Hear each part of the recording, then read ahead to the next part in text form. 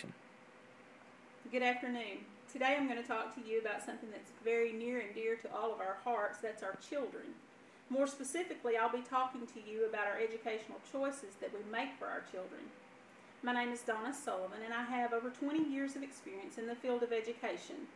I've worked for federally funded programs that teach our children and our parents in early childhood, as well as teaching in the public and private classrooms.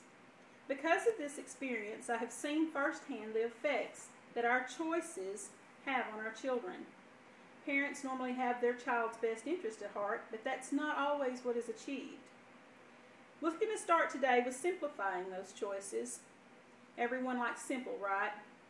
Well, I hope that this particular perspective today will do just that for you. There's going to be two things that we're going to consider first when we decide what type of school is best for our child. Those things don't really have anything to do with the child or the school, but they have everything to do with you. You must determine the difference between what is your preference and what is conviction. Do you lean more towards one particular kind of school because it's what you prefer?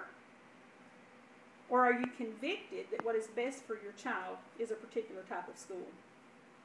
Let's look at these two words just a little bit more. Preference and conviction.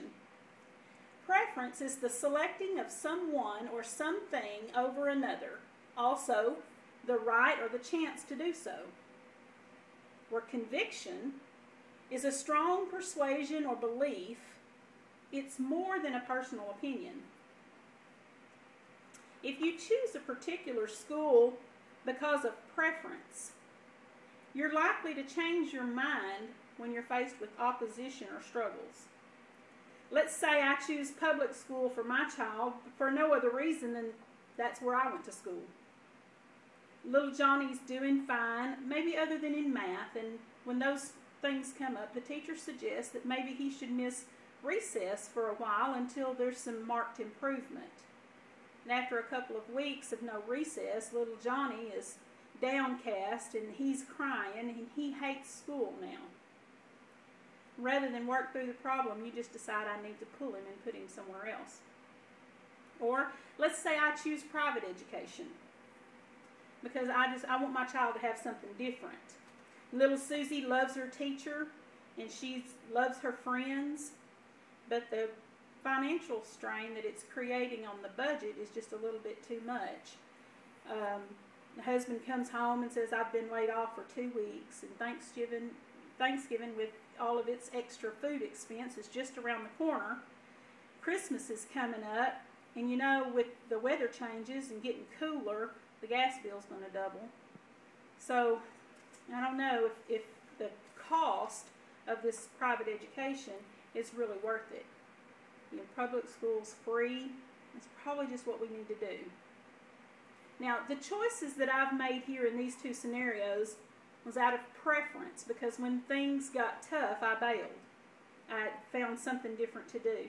You know, even in a homeschool setting, there can be problems, such as the pressure being too great to get the required amount of work done in the span of a school term, or having the concepts that the parent's not aware of or they're not familiar enough with to be able to help the child to learn it. Or maybe they're not disciplined enough. They take too many days off because they're not really accountable to anyone. Now, these are real life situations that happen, and sometimes they can't be avoided. But that's where this soul searching comes in. It's so very important that we decide what is preference and what is conviction. In order to establish a routine and get the educational experience that your child needs, then you're going to have to be convicted that where you have him is what's best for him. Now, if I had made the choices that I made in these scenarios out of conviction, I would have found ways to work through those problems. I would have gone to whatever lengths that I needed to ensure that my child was a success in that learning environment. But because I've pulled him out or allowed circumstances to change my mind, proves that I really made those decisions out of preference. And some parents don't see that there's any harm in changing schools, but there really is. The child suffers from instability.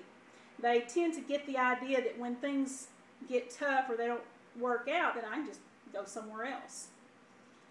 Also, the child can suffer from gaps in his academic abilities. If he's in a school that's teaching one thing, one curriculum, and he moves to a different school, maybe they've already covered that concept, he's completely missed that. And that proves difficult for him to progress in higher education or higher learning levels. We can see from this how very important it is to get a child in the right school from the beginning. So there are choices to be made. The different kinds of